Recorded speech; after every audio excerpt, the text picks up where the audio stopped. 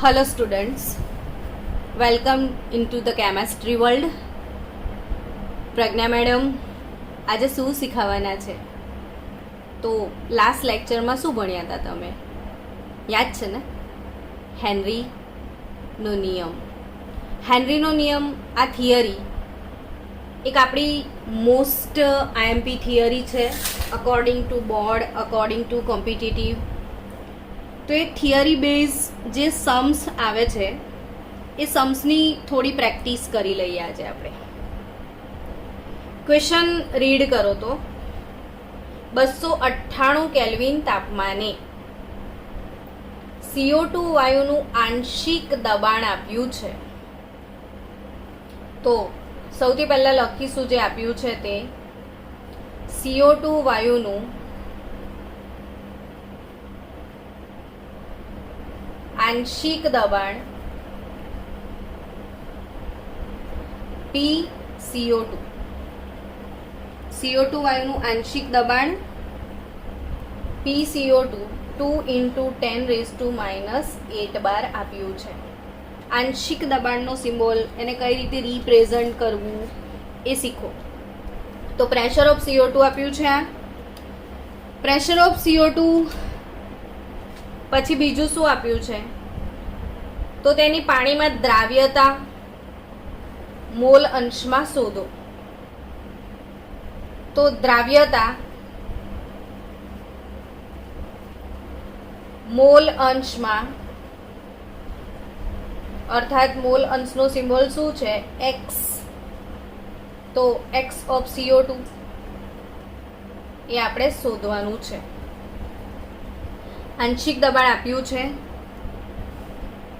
દ્રાવ્યતા શોધવાની છે. તો KH નું મૂલ્ય પણ જોઈશે. હેનરી અચળાંક KH આપ્યો છે ક્વેશ્ચનમાં 6.02 × 10⁻⁴ બાર. તો અહીંયા હેનરી અચળાંકની કિંમત છે KH = 6.02 × 10⁻⁴ બાર. ક્વેશ્ચન એનાલિસિસ મેં અહીંયા લખી નાખ્યું છે. CO2 વાયુનું આંશિક દબાણ લખ્યું છે, મોલ અંશ લખ્યા છે, હેનરી અચળાંક લખેલો છે. તો આ ત્રણ વસ્તુ KH, X અને P. તો સીધો સિમ્પલ ફોર્મ્યુલા છે કે what is pressure, partial pressure of CO2. તો KH હેનરી અચળાંક, મોલ ફ્રેક્શન ઓફ CO2. તો partial pressure of CO2 2 × 10⁻⁸ KH Henry અચળાંક and mole fraction of CO2 એ આપણને એ જ આપણે શોધવાનું છે. તો mole fraction of CO2 = 2 × 10⁻⁸ bar upon KH 6.02 × 10⁻⁴ bar. તો what is the X of CO2? તો અહીંયા CO2 વાયુની પાણીમાં દ્રાવ્યતા 3.322 × 10⁻⁵ એટલા મોલ અંશ એની દ્રાવ્યતા થશે. હવે બીજો ક્વેશ્ચન છે 273 કેલ્વિન તાપમાને હિલિયમ વાયુના સંતૃપ્ત દ્રાવણમાં તેના મોલ અંશ 2.4 × 10⁻³ હોય. તો મોલ અંશ આપ્યા છે તમને. મોલ અંશને આપણે X કહીએ છીએ. તો હિલિયમ વાયુના મોલ અંશ કેટલા છે? તો 2.4 × 10⁻³ છે. તો દ્રાવણ પર હિલિયમ વાયુનું આંશિક દબાણ શોધવાનું છે. તો હિલિયમ વાયુનું આંશિક દબાણ એટલે પાર્શિયલ પ્રેશર ઓફ હિલિયમ અને એ શોધવાનું છે. KH તમને આપેલો છે 6.71 × 10⁻⁶. તો શું આવશે પાર્શિયલ પ્રેશર? તો formula P partial pressure of helium is equal to mole fraction of helium into KH. બસ બંનેનો ગુણાકાર કરો એટલે તમને અહીંયા મળી જશે partial pressure 1.61 into 10⁻⁻8 bar. Just કશું નહીં કરવાનું, બંનેનો ગુણાકાર કરવાનો છે. આપણે પહેલા સિમ્પલ દાખલા કરીએ. હવે આ ક્વેશ્ચન સોલ્વ કરો. ક્વેશ્ચન શું કહે છે તમારો કે 298 કેલ્વિન ટેમ્પરેચર પર CO2 વાયુ પાણીમાંથી પસાર કરતા 900 મિલી પાણીમાં કેટલા મિલીમોલ CO2 દ્રાવ્ય થશે? KH આપ્યો છે, CO2 આપ્યો છે.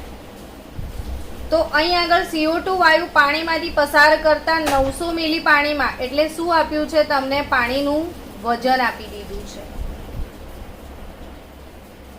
900 ગ્રામ. તમારા મગજમાં ક્વેશ્ચન થશે, મેડમ 900 મિલી આપ્યું છે, કદ આપ્યું છે, તમે વજન કેમ લખો છો? તો કે હેનરીના નિયમમાં મોલ અંશની જરૂર છે આપણને.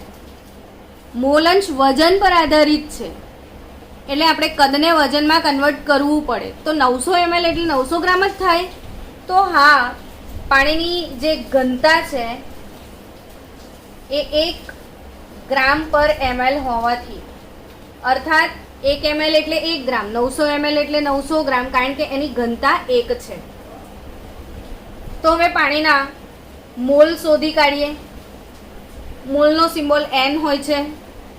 તો પાણીના મોલ એટલે N of H2O. તો વજન છેદમાં આણવીય દળ એટલે 50 મોલ પાણીના તમને મળશે. 900 મિલી પાણીમાં કેટલા મિલીમોલ CO2 વાયુ દ્રાવ્ય થશે એટલે 50 મોલ થશે. KH PCO2, KH આપ્યો છે, પાર્શિયલ પ્રેશર ઓફ CO2 પણ તમને આપી દીધું છે. તો ફોર્મ્યુલા અપ્લાય કરો પહેલા કે partial pressure of CO2 is nothing but mall fraction of CO2 into KH. એટલે આપણને મળશે mall fraction of carbon dioxide, partial pressure of CO2 by KH, partial pressure of CO2 2 into 10⁻⁻8 bar upon Henry constant 6.02 into 10⁻⁻4 bar. તો mall ફ્રેક્શનની value આવશે 3.322 into 10⁻⁻4. હવે mall fraction એટલે શું? તો CO2 વાયુના mall અંશ એટલે શું? તો કે ઘટકના મોલ છેદમાં કુલ મોલ. CO2 વાયુના મોલ અંશ એટલે શું? તો ઘટકના મોલ છેદમાં કુલ mall. N of CO2 upon N of CO2 plus N of H2O is equal to 3.322 into 10⁻⁻4. હવે આ 50 મોલ છે, એની સરખામણીમાં મિલીમોલમાં હશે એટલે એને આપણે અવગણી નાખીએ. તો CO2 ના mall 3.322 into 10⁻⁻4 into N of H2O 50 mall. તો here we get 1.661 into 10⁻³ mall. હવે આને મારે મિલીમાં કન્વર્ટ કરવું છે તો 10⁻³ એટલે મિલી જ ગણાય. તો 1.661 મિલી મોલ. આ મિલી મોલ આપણો સીધો આન્સર આવી ગયો. તો દાખલો નંબર 9 આપણે હેનરીના નિયમ આધારિત દાખલાઓ ગણ્યા. હવે આ ટાઈપના બીજા ઘણા બધા દાખલાઓ આપણે સ્વાધ્યાયની ચોપડીની પાછળ એક્સરસાઇઝમાં આપેલા છે. તો એક્સરસાઇઝમાંથી હેનરીના નિયમના સમ સોલ્વ કરો અને જે ના આવડે એ ડાઉટ્સ મને મોકલો તો હું તમને સોલ્વ કરી આપું. ચલો આના પછી